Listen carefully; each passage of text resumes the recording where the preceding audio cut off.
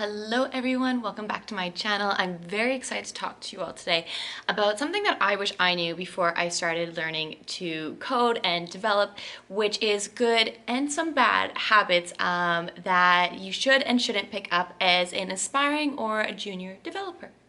Let me know down below if you have any other suggestions or habits that you developed when you were starting to learn how to code that you can give your knowledge to others. And yeah, let's get started. Okay, so first of all, as you can see, I am not in my normal spot. I am back home visiting family right now, which is amazing. It's been awesome to just like breathe for a little bit and relax. And I was talking to someone else the other day about different habits that you should and shouldn't build when you are starting to learn how to code and really aspiring to be a developer. And some of these tips can really help make or break your experience starting out as a junior developer. So I really wanted to share this knowledge with you. If you're not already subscribed to my channel, ring the bell and give this video a thumbs up. The reality is when you are learning how to code, it can be very easy because you're just trying to like put everything together as quickly as possible that you can make mistakes along the way. And unfortunately, a lot of times people develop some bad habits by just kind of hacking things together as they go along. So by developing good habits at a very beginning and early stage of your career as a developer or learning how to code, it can really help. It might slow you down as far as the way you are coding in the beginning, but it will really help speed up your progression in the long run. Tip number one. Okay, let's start out with good habits. So, because I mean, let's start with the good before the bad. Good habit number one, I would say, is commit and push often. This is huge, especially if you are starting out a new company or even working on a new project.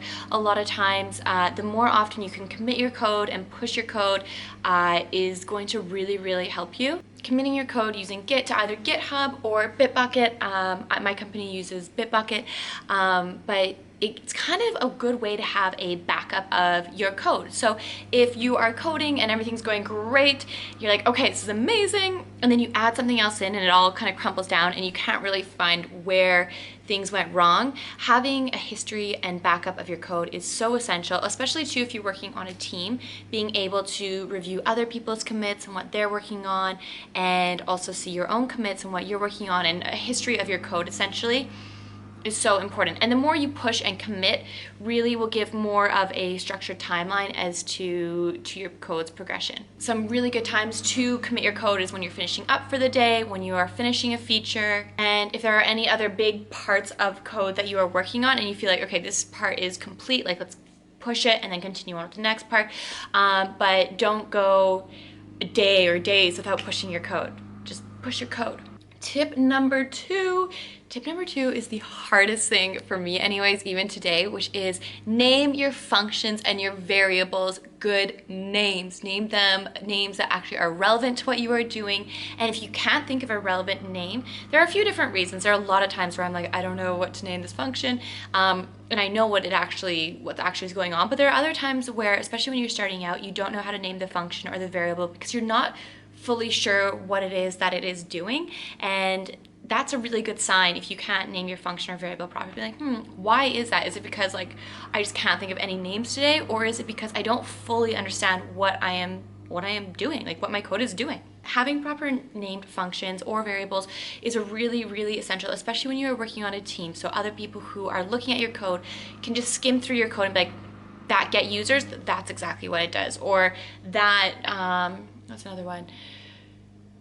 I don't know, just different things that you're naming your functions. People are instantly able to really understand, okay, just by reading it, oh, get users, get to-do list, get images, whatever it is, they can clearly see without even reading through the code and the function that this is what the function is supposed to be doing. Tip number three, when you are starting out or really just trying to build good habits, is learning how to Google. That is a skill. Learning how to Google is a real thing. It's a valuable skill, and it will save you a big headache once you get it.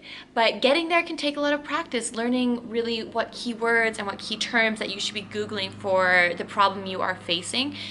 Doing different terms and keywords can really affect obviously your search and in result how much time you spend searching for different solutions. So there is no really good way to, like, good tips to learn how to Google other than just keep on Googling, and then it will kind of become second nature over time the more you do it. So continue to Google. Tip number 4 is debug. Practice debugging. This is so essential, not only because it's it's an essential skill to have is debugging, really good debugging skills, but also too, when you are starting out to learn how to code, debugging your application to really see what's going on, whether it's console logging everything, whether it's dumping everything, whatever it is, but being able to see what's going on in each step of your code will really help gain for you a deeper understanding of what's going on in your code and why, what's going on. Some tips for debugging is be able to start by being able to replicate the bug in your code. Like, what is going on? Okay, can we reproduce this bug and reproduce it? Okay, now that we know and have identified exactly what is going on in the code and the bug, another thing you can do is take a step back. Sometimes, especially when you're starting to learn how to code, it's easy to be like, oh my gosh, my code's breaking, I need to dive right in.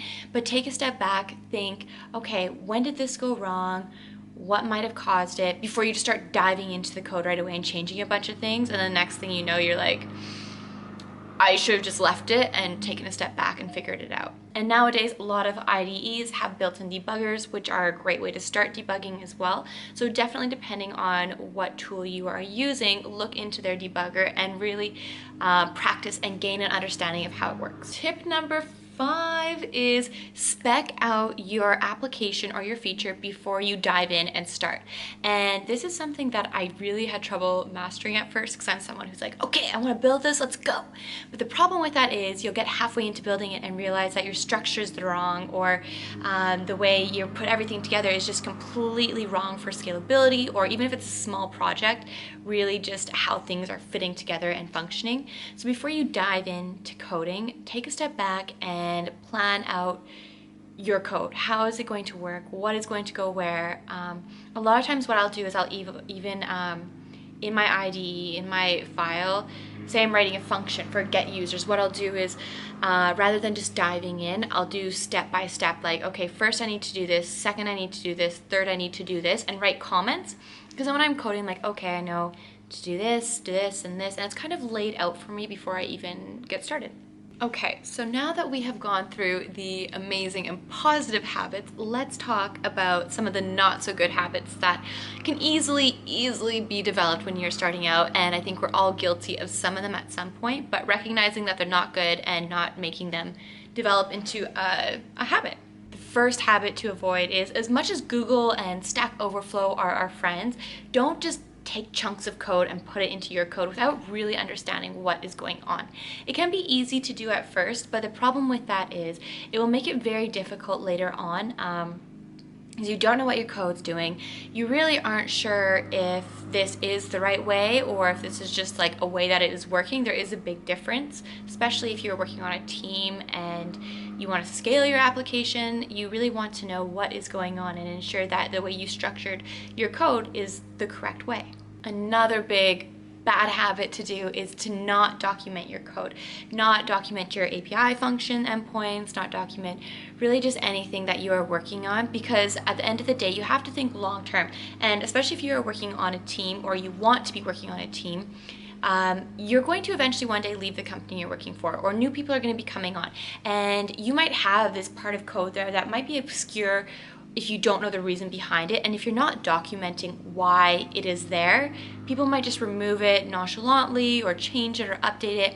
So really document your code and why you have done the things you have done will not only make you a better developer by understanding why you are doing what you are doing, but also will help others. So a bad habit is not documentation, so make sure to document. Another bad habit when you are starting out is being afraid to ask questions. A lot of times you're like, oh, I don't want people to think I don't know what I'm doing. I just got hired here. Like, what if they're like, oh, why did we hire this person? But don't be afraid to ask questions. Speak up, ask questions, and you will be surprised once you get in the routine of just asking things, how much quicker you learn by asking questions, how much more confidence you gain, and that it's not so scary to ask questions. And over time, you'll ask less and less, or you'll ask different questions. So ask questions. Thank you all for watching my video. I hope you enjoyed it. Let me know in the comments below what other videos you want to see, and I will see you all soon. Thanks everyone.